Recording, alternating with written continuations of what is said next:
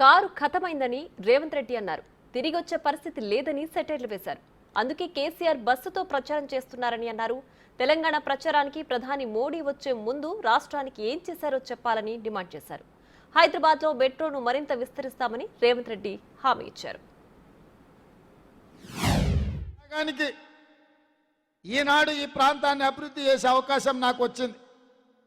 ఇవాళ మూసీ సమస్య కావచ్చు, మెట్రో రైలు సమస్య కావచ్చు, 118 జీవో సమస్య కావచ్చు, మీ ఇళ్ల పట్టాల విషయం కావచ్చు, ఈ ప్రాంతంలో తాగునీటి సమస్య కావచ్చు, డ్రైనేజీ సమస్య కావచ్చు, పైనుంచి మహేశ్వరం నుంచి వస్తున్న వర్షాలు వస్తే వరద నీళ్లు మీ కాలనీలను మీ ఇండ్లను కప్పేసి మురికి నీరు మీ ఇండ్లు నిండుతుంటే ఈ సమస్యలన్నిటిని పరిష్కరించాల్సిన బాధ్యత ఉన్నది.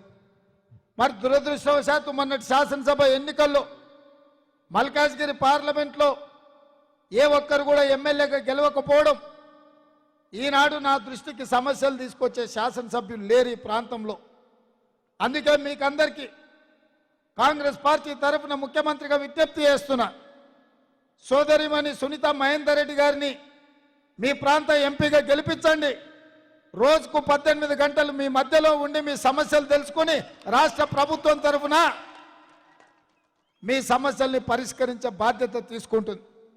సునీత మహేందర్ రెడ్డి గారికి మీరు ఓటేస్తే సునీతమ్మ ఎంపీగా, మహేందర్ రెడ్డి గారు ఎమ్మెల్సీగా, చీఫ్ విప్గా వారు కూడా మీకు తోడుగా ఉండి ఒక్క ఓటేస్తే ఇద్దరు మీకు సేవ చేయడానికి మీకు అందుబాటులో ఉంటారు.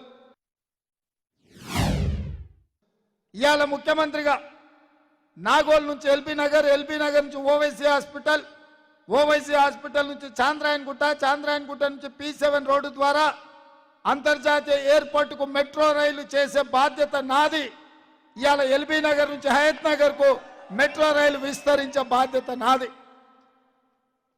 ఇవాళ ఎప్పుడు వర్షాలు వచ్చినా టీవీలో చూస్తుండాలి, ఎల్బీ నగర్లో మూసీలో కొట్టుకుపోయిన వాళ్ళు కారు పోయింది లేకపోతే మనిషి పోయిండు అని మనం ఎప్పుడు వార్తలు చూస్తుంటాం.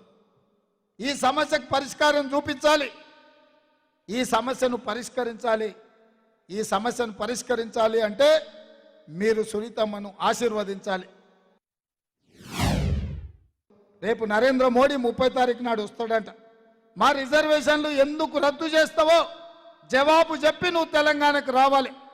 మా పాలమూరు రంగారెడ్డి ఎత్తిపోతల పథకానికి జాతీయ హోదా ఎందుకు ఇవ్వలేదో జవాబు చెప్పి తెలంగాణకు రాలే.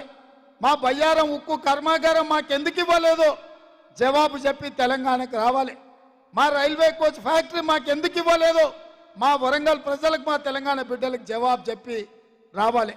ఇవాళ ఔటర్ రింగ్ రోడ్డు చుట్టూతా రంగారెడ్డి జిల్లాలో ITIR కారిడార్ ఐటీ కంపెనీలను రాకుండా అడ్డం పెట్టినందుకు ఇవాళ మీరు జవాబు చెప్తేనే తెలంగాణకు రావాలి, ఓట్లు అడగాలి.